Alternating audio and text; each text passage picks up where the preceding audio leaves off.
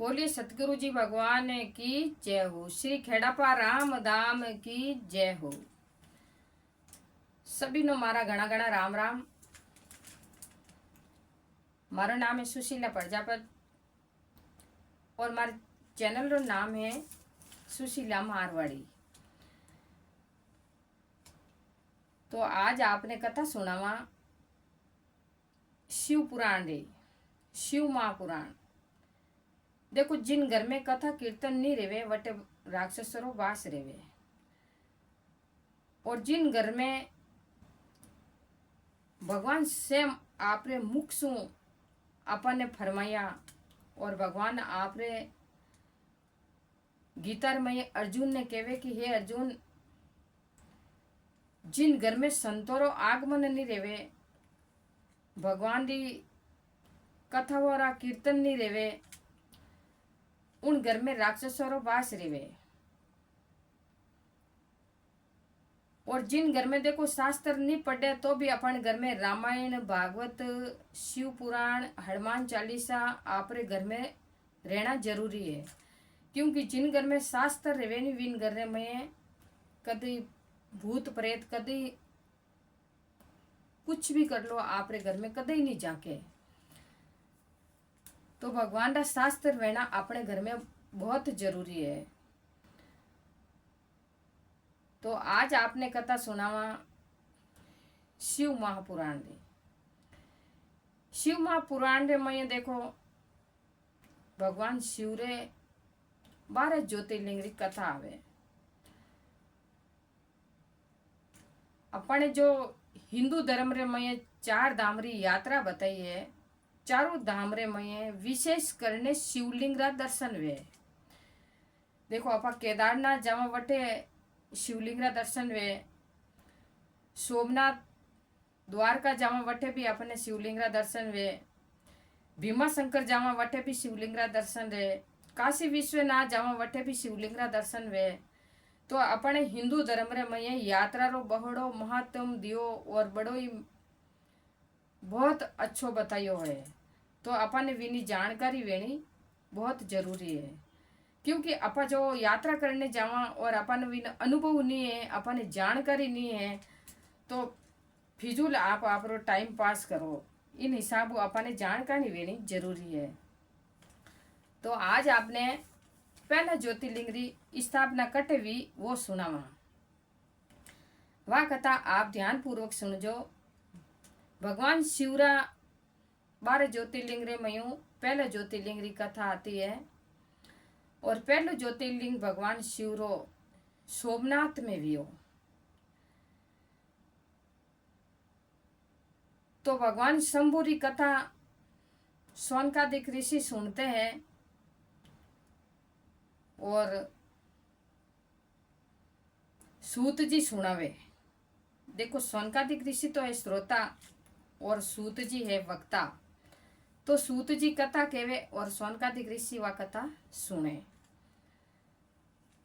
तो कथा सुननारो देखो तरीको विया करे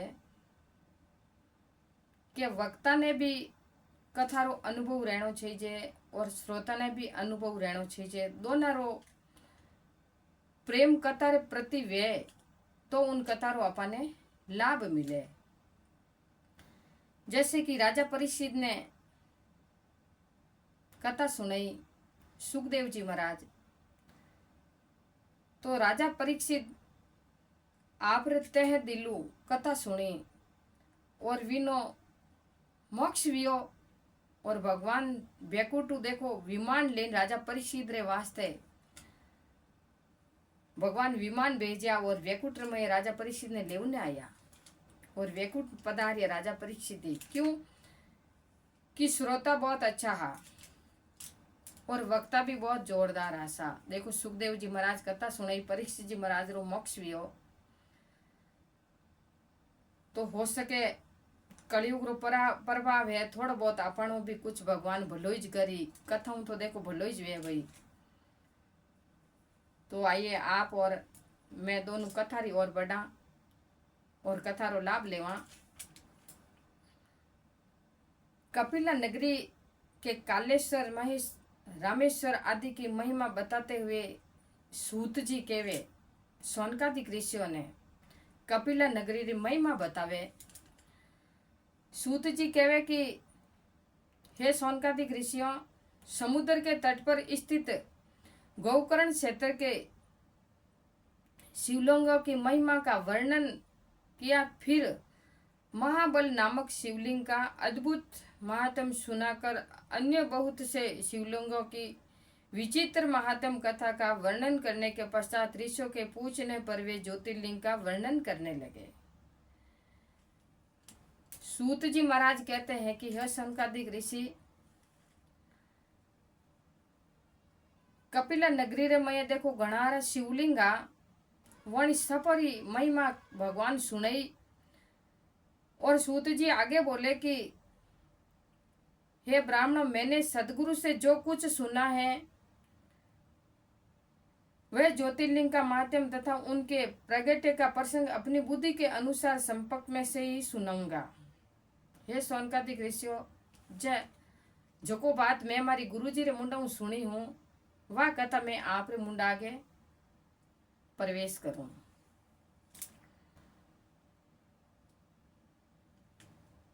तो सूत जी कहवे कि हे मुनि, ज्योतिर्लिंग में सबसे पहले सोमनाथ का नाम आता है। भगवान शंकर रे सबों पहली ज्योतिर्लिंग रो नाम है सोमनाथ, जो अपने द्वारका में आयो रो। वट जाओ आप द्वारका रा दर्शन करो नी। 4 धाम में देखो द्वारका पहलो धाम है। तो आप जद कदी द्वारका पधारो नी तो पहला शिवलिंग री आप दर्शन करने पधार जाओ। अपनी बुद्धि के अनुसार संपर्क में से ही सुनाएंगा, तुम सब लोग ध्यान पूर्वक सुनो। शिवलिंगों में सबसे पहले सोमनाथ का नाम आता है। अंत पहले उन्हीं के महात्म को सावधान होकर सुनो। हे मुनिवरों, महामना प्रजापति दक्ष ने अपनी अश्विनी आदि 27 कन्याओं का विवाह चंद्रमा के साथ किया था। दक्ष प्रजापति होसा दक्ष प्रजापति री 10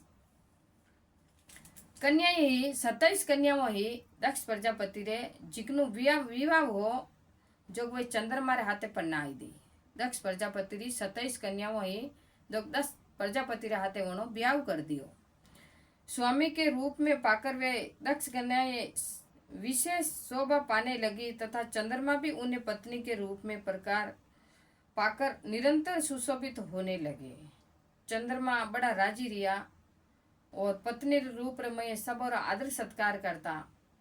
उन सब पत्नियों ने भी जो रोहिणी नाम की पत्नी थी, एकमात्र वही चंद्रमा को अति प्रिय थी। चंद्रमा भी देखो 27 पत्नियां ही, उनमें एक रोहिणी नाम करने नाम लुगई ही वो अति प्रिय ही चंद्रमा ने।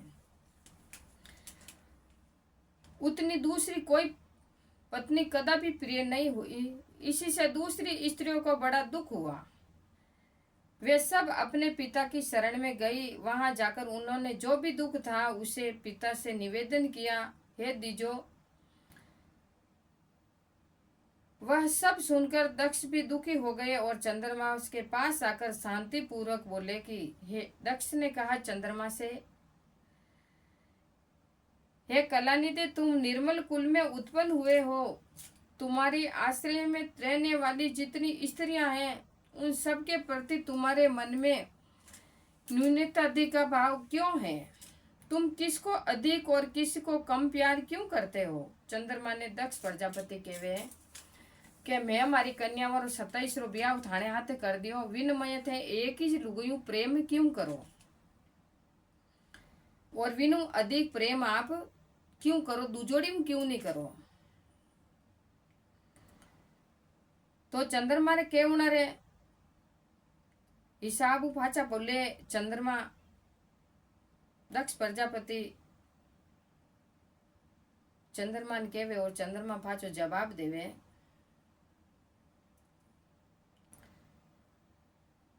अब तक जो किया हो किया, अब आगे फिर कभी ऐसा विस्मता पूर्ण बर्ताव तुम्हें नहीं करना चाहिए। चंद्रमा ने कहवे दक्ष प्रजापति, कि अटा पहले तो